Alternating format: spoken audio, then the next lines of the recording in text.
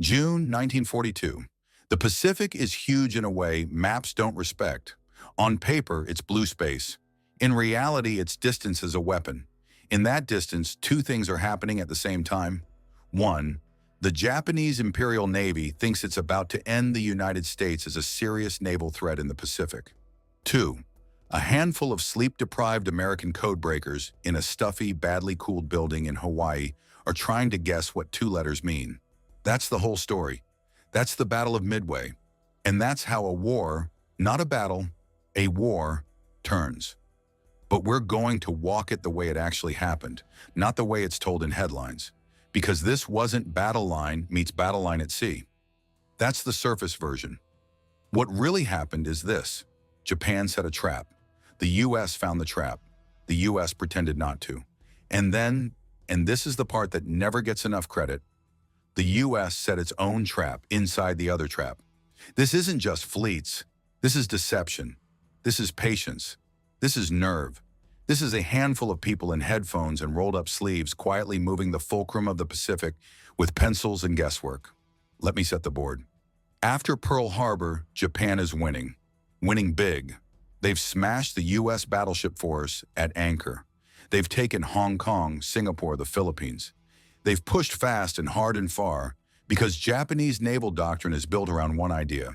Hit first, hit hard, force the enemy into a decisive battle on your terms. Their navy, the Kido Butai, the main carrier striking force, is the best in the world. The pilots are elite. The doctrine is lethal. Their carrier crews are fast. Their gunnery is precise. Their reconnaissance is aggressive. And most of all, their confidence is total. They believe, with reason, that the Americans do not yet know how to fight them.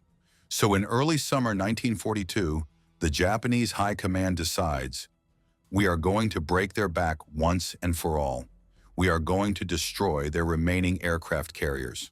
When their carriers are gone, they won't just lose planes, they'll lose reach. And if they lose reach in the Pacific, they lose the Pacific. And that brings us to a tiny dot in the ocean. Midway. Midway Atoll is a speck, a ring of sand and runway sitting way out in the north-central Pacific, roughly northwest of Hawaii. On a globe, it matters for two reasons. First, it's close enough to Hawaii that, if Japan takes it, Japan can threaten Hawaii again. Second, it's far enough from Hawaii that the US has to stretch itself thin to defend it. Perfect bait. So the Japanese plan, in short, is this. Stage an attack on Midway. Force the Americans to race out with whatever carriers they still have left in order to defend it. Ambush those carriers, sink them, end the American carrier force, and with that, end the U.S. Navy as an offensive tool in the Pacific. That's the plan. And on paper, it should work. Japan still has its four first-line fleet carriers, Akagi, Kaga, Soryu, Hiryu. Each of those doesn't just launch planes. Each of those is a knife. And the Americans? After Coral Sea, they're hurting. They've already lost Lexington. Yorktown is damaged. Enterprise and Hornet are still afloat, yes, but they're tired. The pilot quality is improving, but it's not yet elite. They don't have many spares. They don't have room for waste. So if Japan can force those few remaining American carriers into open water and hit them with 4 carriers worth of aircraft in a coordinated strike, the math says that should be it. That should be game. That is exactly what Admiral Isoroku Yamamoto, the architect of Pearl Harbor, wants. But here's where we pause and flip perspective. Because while Yamamoto is drawing up this plan, someone else is listening. And that someone is not a battleship commander. He's not an admiral. He's not a fighter ace. He's a codebreaker. Let's talk about the room. The room is called Station HYPO. It sits in Hawaii. It's cramped. It smells like sweat and ink and cigarette smoke. The fans hum, but they don't really cool anything. The people in it are Navy officers, civilian linguists, radio operators, mathematicians, improvisers, insomniacs. Their job is simple to describe and nearly impossible to do.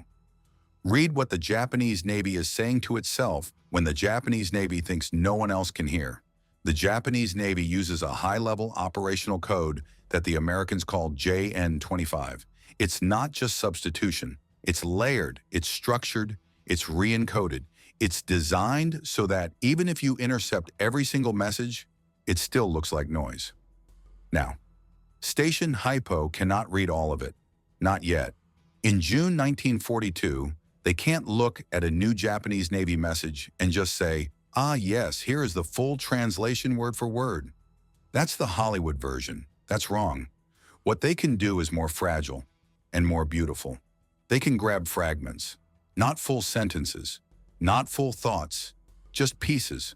A verb here, a ship type there, a time, a place code, a logistics instruction, and then they sit in that room and they stitch, piece by piece, like detectives with a ransom note that's been through a shredder. The officer in charge of Station Hypo is Commander Joseph Rochefort. Remember that name? Rochefort is not polished, he's blunt. He works in a bathrobe and slippers sometimes. He annoys senior officers who like clean uniforms and clean chains of command. He doesn't care. He cares about reality. And reality is starting to whisper something that doesn't make sense. In late May, intercepts start mentioning preparations for a major operation. Big, carrier-sized, coordinated. But here's the weird part. The target is being referred to in code as AF. AF, that's it. 2 letters. Traffic says things like, AF is low on water. AF to be attacked. Air units to stage for AF operation. Striking force to assemble for AF. AF, AF, AF. Everywhere. And the Americans in Station Hypo are going, okay, what is AF? Because if you don't know what AF is, you can't position your carriers. You can't defend. You can't ambush. You can't do anything. It's like being told, something bad will happen somewhere on Thursday. Thanks. Super helpful. Now, U.S. Naval Intelligence in Washington has theories. They think maybe AF could be the Aleutian Islands up near Alaska. Or maybe it's a feint. Or maybe it's something closer to Hawaii. They debate. They write memos. Rochefort doesn't guess. Rochefort narrows. The guys in Hypo start comparing traffic about distances, fuel ranges, aircraft assignments, which Japanese seaplane tenders are moving where, which supply ships are being told to stage at what coordinates. They're doing reverse math. They're asking about, okay, if this many aviation fuel drums are being moved, and that number matches the needs of these carrier air groups, and those carriers can only operate effectively out to X miles before requiring support, where does that put AF on a map? And every time they run the math, the answer points to the same stupid dot. Midway. Rochefort thinks AF is Midway. Washington is not so sure. Washington says, "Are you certain?" Rochefort says, "In my bones?" Yes. On paper, I can't prove it yet. That is not good enough when you're about to move the last carriers you have into the path of the most dangerous naval strike force on Earth.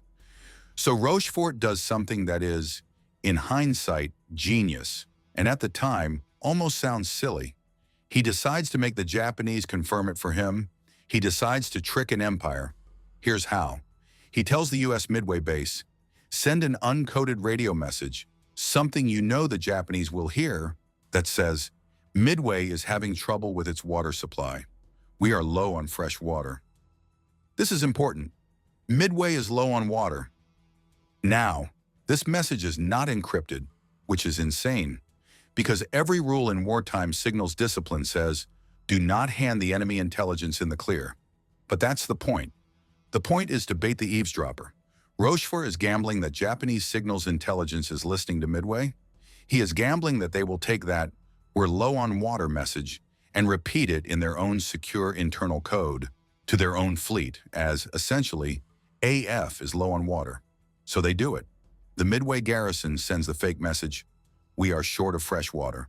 And in Tokyo, in the Japanese Navy's encrypted traffic, Station Hypo intercepts and partially breaks a new message that says, AF reports water shortage. That's it. That's the proof. AF is Midway. No more guessing, no more arguing, no more maybe the Aleutians, no more we think so. It's done. It's nailed down. It's math now. And because AF equals Midway, the rest of the scattered fragments in those Japanese messages suddenly snap into shape. Now you're not looking at random words. You're looking at a battle plan. And what Rochefort and his team see is terrifying and priceless. They see Japan is sending a massive carrier strike force toward Midway. They see the timing, roughly early June. They see the basic structure, an initial airstrike to neutralize Midway's defenses, then a landing force to seize the atoll. Then, when the U.S. sends carriers to defend it, a killer blow delivered by those elite Japanese carriers. Translated into plain English, Japan wants to drag the last American carriers into a trap and sink them. So here's the pivot point. Japan thinks it's ambushing the United States. The United States now knows about the ambush before the ambush starts. So the question becomes, what do you do with that? Do you pull back and defend Hawaii? Do you sit tight and hope Midway can hold out alone? Do you panic? You do something else. You take their trap and you reverse it. You use their confidence against them. You set up in a place they think you won't be. You wait for them to commit and you hit them first. This is not obvious. This is not guaranteed. This is flat out rolling dice with the fate of the entire Central Pacific. Because here are the stakes. If the U.S. carriers fail at Midway, if they arrive too late or too spread out or too clumsy and they get sunk, the war in the Pacific changes shape overnight. Without carriers, America can't project serious air power across the ocean. Without air power, you can't stop Japanese expansion. Without stopping Japanese expansion, you're not talking island by island, slow comeback. You're talking stalemate, negotiate, maybe accept Japanese control of huge swaths of the Pacific for years. That's real. That was on the table. So, with that in mind, let's talk about how America answers. Admiral Chester Nimitz, overall commander of the Pacific Fleet, now has Rochefort's read. Target is Midway. Timing is early June. Composition includes multiple fleet carriers. Nimitz takes that and makes a choice that still does not get the respect it deserves. He does not run. He does not decide to preserve strength for later. He decides to throw what he has left now into a position north and east of Midway, where the Japanese do not expect carriers to already be waiting. He is not reacting, he is lying in wait. That difference is everything. Because Japanese doctrine assumes the U.S. will react to Midway, sail from Hawaii after the attack has started, race to respond, arrive disorganized and late. If you assume that, you assume you control the timing.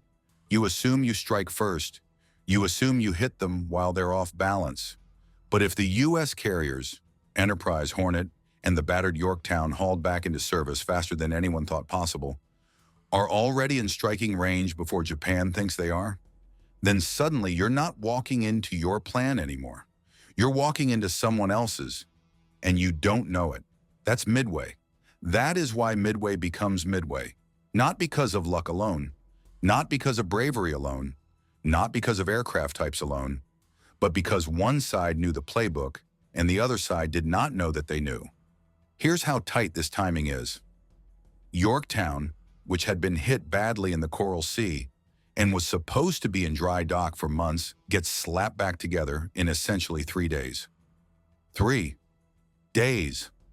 Welders, pipe fitters, electricians, deck crews, damage control specialists, they work around the clock.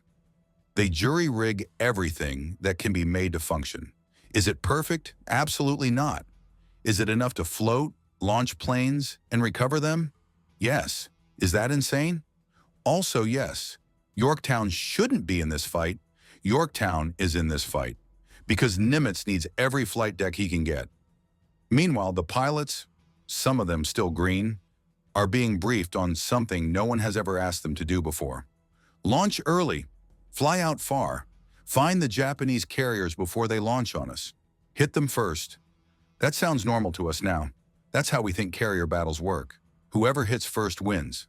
But pause. In 1942, carrier versus carrier warfare is brand new. At Coral Sea, just a month earlier, the U.S. and Japan fought the first naval battle in human history where the opposing ships never saw each other directly. It was all aircraft at long range. Everyone is still figuring out how this works.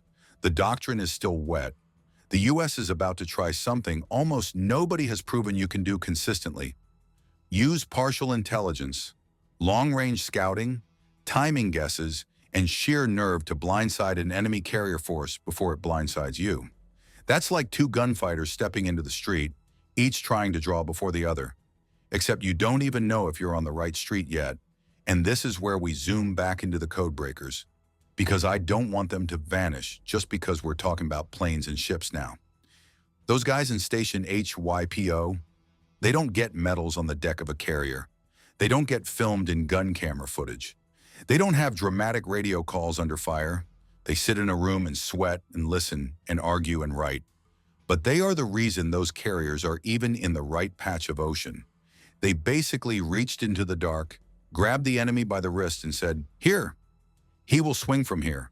Put your guard here." That is unreal.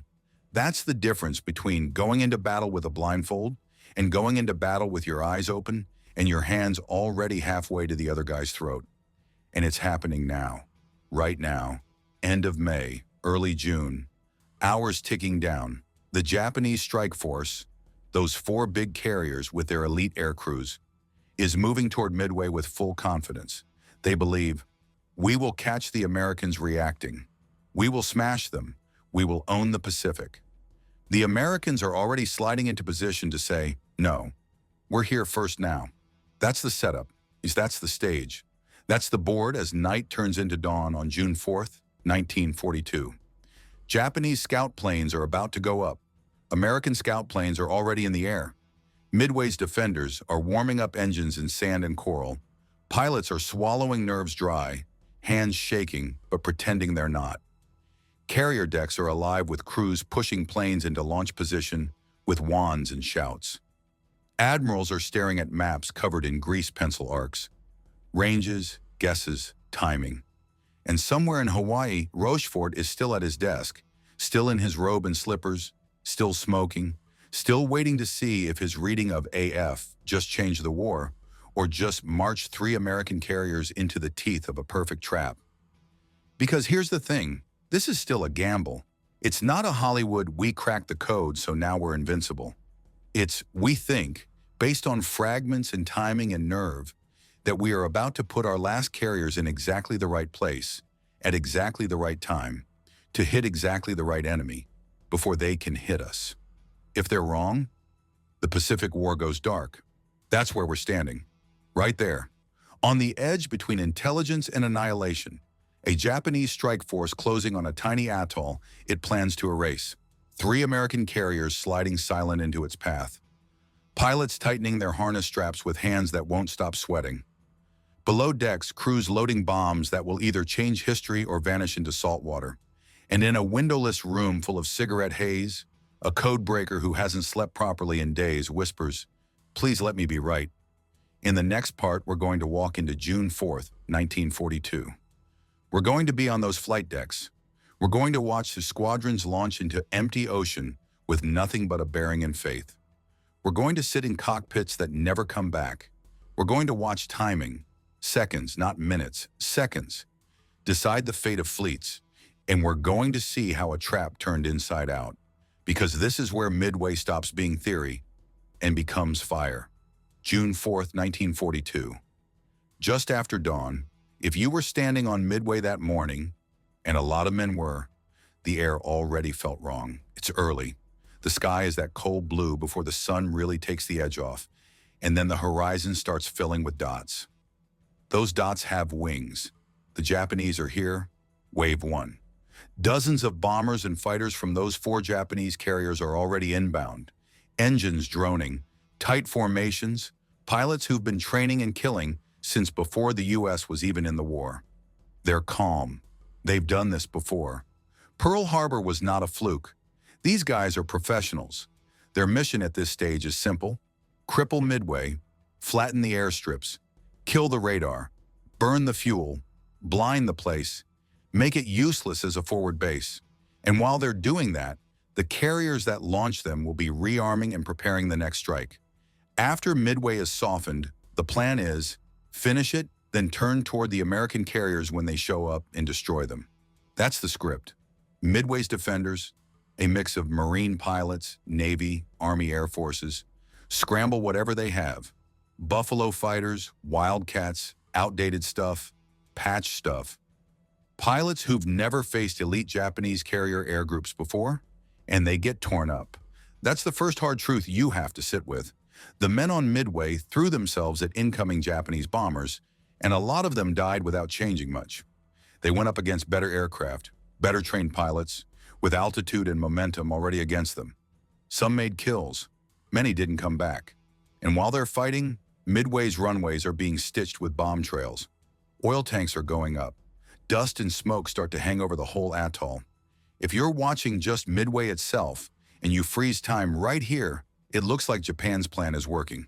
But Midway, the island, is not the point. Midway, the trap, is the point. And this is where we leave the island for the ocean. Because hundreds of miles away, 3 American carriers, Enterprise, Hornet, and the battered, still-bandaged Yorktown, are exactly where Nimitz placed them. Right where Rochefort's intercept said the Japanese carriers would commit. And those U.S. carriers are already launching. They are not waiting to be found. They are not sprinting in late. They are already throwing strikes. This is the reversal. This is the entire reason we talk about Midway 8 decades later. Let's slow down and live the next hour, because it matters. American scout planes, long-range PBY flying boats, carrier search aircraft, have gone out before dawn to hunt for the Japanese fleet. One of them, out over what seems like endless, empty blue, finally radios back something that sounds impossible. Enemy carrier sighted. That is the moment the entire battle snaps awake. Every single person in command on the American side has been living inside an if we guessed right, if they're where we think, if we're close enough, if we're not too late. And now here it is, contact. There's no more if, it's time. So the American carriers start launching everything they have. And when I say everything, I mean this. Planes that are mismatched in speed. Planes with fuel for maybe one shot at this. Pilots who haven't practiced together. Some that have trained for high-altitude bombing. Some that have trained for torpedo runs at wave-top level. Some that have never done this for real. This strike is not neat, it's not polished, it's not elegant, it's desperate, and it's beautiful. Because doctrine says you're supposed to coordinate your attack groups so they all hit the enemy at once. Fighters to protect them, dive bombers from above, torpedo bombers from below. Overwhelmed defenses, split enemy attention. That's the book. But that's not how this goes. The reality is messier, worse, braver. The reality is squadrons get separated, compass bearings get confused, cloud layers hide people from each other, fuel burns faster than anyone wants to admit. So instead of one big synchronized American strike hitting the Japanese carriers like a hammer, what happens is a series of staggered, unescorted, basically suicidal attacks. We're going to meet one of them. Torpedo Squadron 8, VT-8. These are TBD Devastator torpedo bombers from USS Hornet. Devastator is a funny name because by June 1942, this airplane is already obsolete. It's slow, it's underarmed. The torpedoes it carries are unreliable. And today, they're going to fly directly at the most dangerous carriers on Earth without fighter cover. Read that again. No fighter cover, no top cover, just straight in. That is not a mission. That is an act of sacrifice. But they go. They fly low over open ocean, maybe 200 feet off the water, engines straining, pilots glancing left and right in their canopies, scanning for enemy fighters, knowing what they're going to see when they get there. They find the Japanese fleet. Imagine you're in one of those American torpedo bombers. Your plane is shaking from the low-level flight. Your torpedo is armed under your belly. Ahead of you, 4 Japanese carriers, Akagi, Kaga, Soryu, Hiryu, are maneuvering under a perfect umbrella of fighter cover. Those fighters? Zeros, fast, agile, flown by killers. Now imagine this. You're supposed to line up, point your slow plane straight at a carrier, fly a predictable line at a predictable speed for a predictable amount of time, and then drop your torpedo at just the right distance while every gun on that carrier and every zero in the air is trying to turn you into vapor. That's not odds. That's a last letter to your family. But Torpedo Squadron 8 goes anyway. They press in, Japanese Zeros dive on them. Anti-aircraft fire from the carriers pours up at them. Black puffs, orange tracers, streaks of fire in your canopy glass. One by one, the American torpedo planes start going into the water. Wings tearing off, engines burning, no parachutes. They keep flying anyway. They do not turn away. They do not scatter. They keep driving straight in. All but one are shot down. Let me say that clearly. Torpedo Squadron 8 is essentially wiped out. Almost everyone is killed. One pilot, Ensign George Gay, survives by crash landing in the water and playing dead. Now pause, because this looks like failure. If you freeze frame right here, you could say, the Americans just threw away a squadron for nothing. The torpedoes didn't even score hits. That's partly true. They didn't hit with torpedoes. They died. But you cannot freeze frame here. You have to keep watching the clock, because what they did buy with their lives is time and distraction.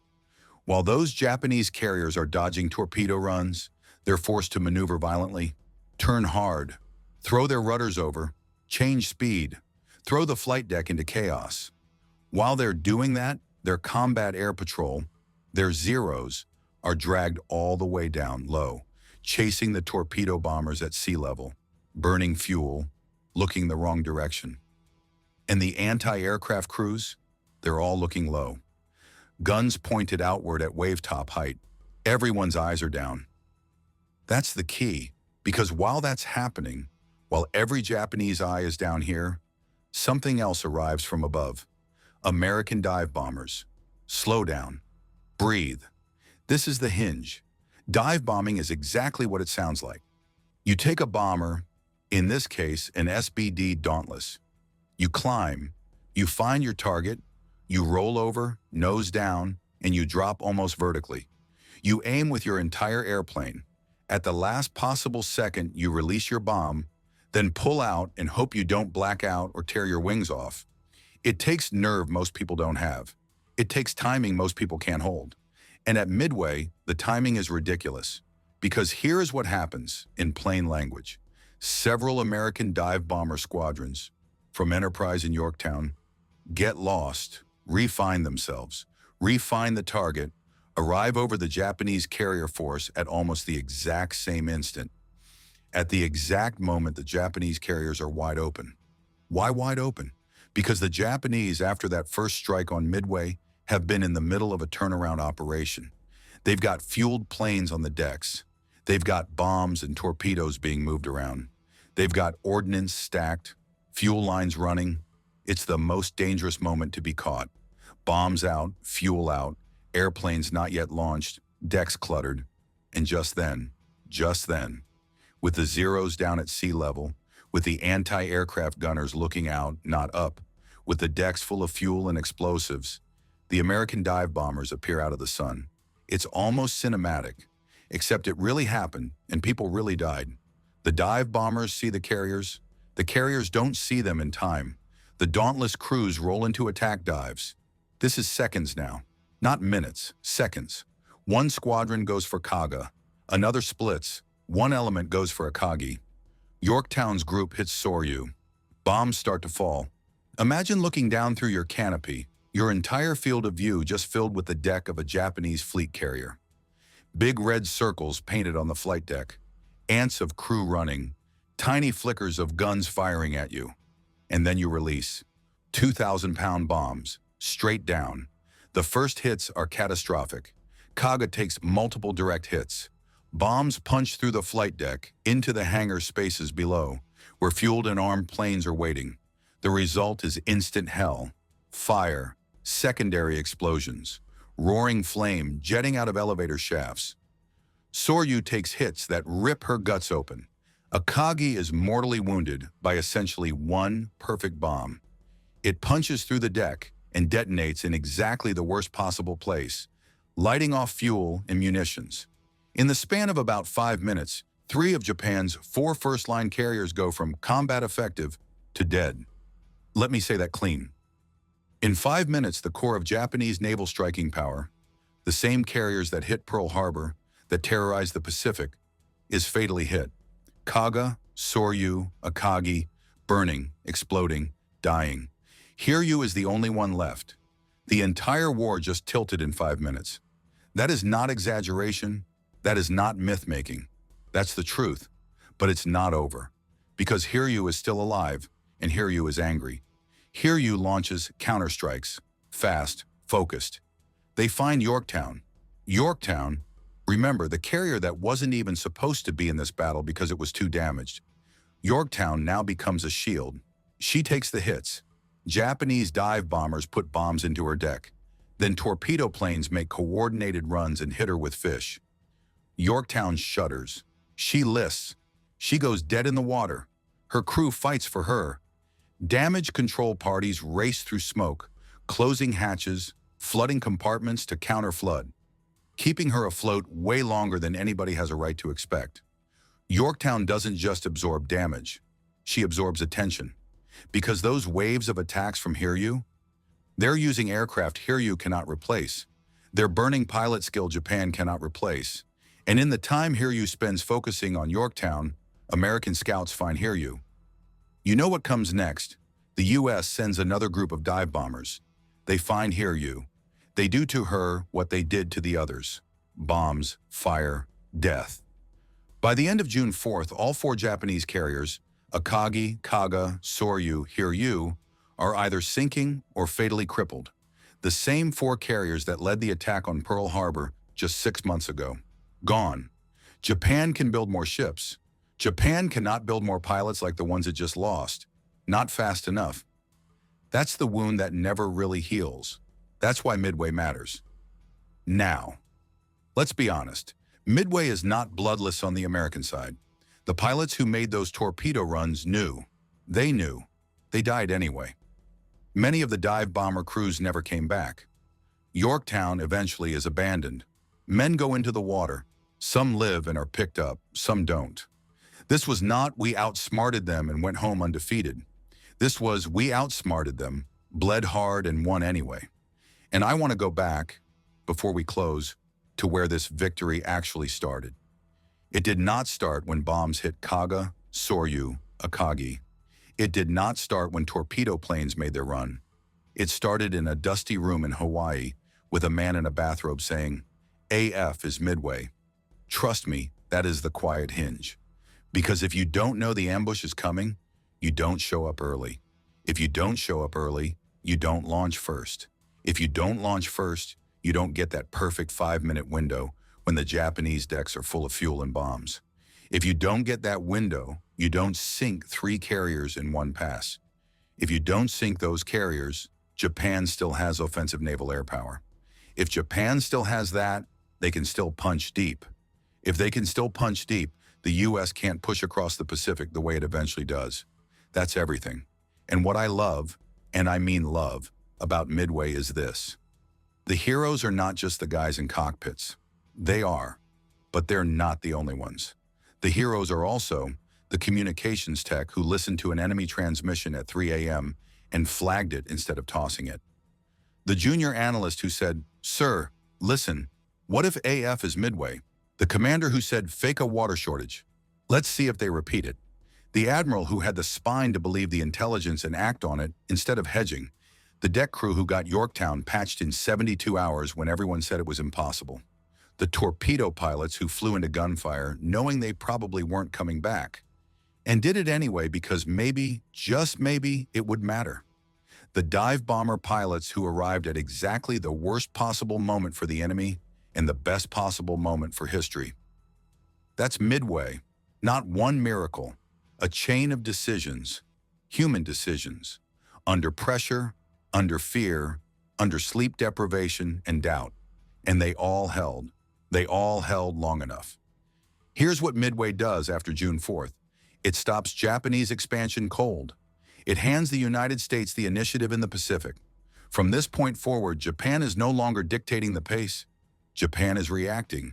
And if you're reacting in a war like this, with your best carriers gone, and your irreplaceable veteran pilots gone, and your enemy growing stronger every month, you're dying slow. Midway doesn't end the war, but Midway draws the line. It says, from here on, you don't get to call the shots. We do. And here's something else. People forget how young most of these guys were. Pilots in their early 20s, radio men barely old enough to drink, enlisted kids on flight decks dealing with live bombs in bare hands, codebreakers who had maybe been doing hotel clerical work or teaching Japanese language before the war. Nobody was born legend. They just did their job at the exact moment history needed it done perfectly. Which leads us to the last image I want you to hold. It's not fire. It's not ships burning. It's not planes falling into the ocean in smoke. It's this. After the battle, after the adrenaline burns out and the ocean goes quiet again, a signal goes out from Nimitz. Short, understated, naval, almost cold. But what it means is, we held. Midway is still ours. Our carriers are still afloat. Theirs aren't. The turning point of the Pacific War did not announce itself with trumpets. It printed out in plain language on a message board. And in a small, overworked intelligence cell in Hawaii, Joseph Rochefort, the man in the bathrobe, the man a lot of senior people didn't fully trust, leans back in his chair, probably still smelling like cigarettes and ink, and knows privately, before the newspapers, before the medals, before the books, what just happened. He knows we didn't stumble into survival. We earned it by thinking, by trusting each other, by acting on time, by daring to believe that you can look at a handful of clues and say out loud, they're coming here. Be there first and then be right. That's Midway. That's what it was really made of. Not luck, not myth, not movie dialogue, nerve, timing, people. People who refused to blink. People who heard the enemy whisper, "We will end you," and whispered back, "Come try." The Pacific is still huge. The graves at the bottom of it are still there. But after June 1942, the direction of the war is set. The United States will go island by island, leap by leap, pierce by pierce, until it is not Japan advancing anymore. And it starts here, with one fake message about running out of fresh water, with one admiral who believed it, with one morning where almost everything went wrong. And still, in 5 burning minutes, enough went right to change the war. That's what happened when U.S. Navy codebreakers turned a trap back on Japan in World War II. And the ocean, which doesn't care who wins, had to carry the wreckage of a broken plan all the way down.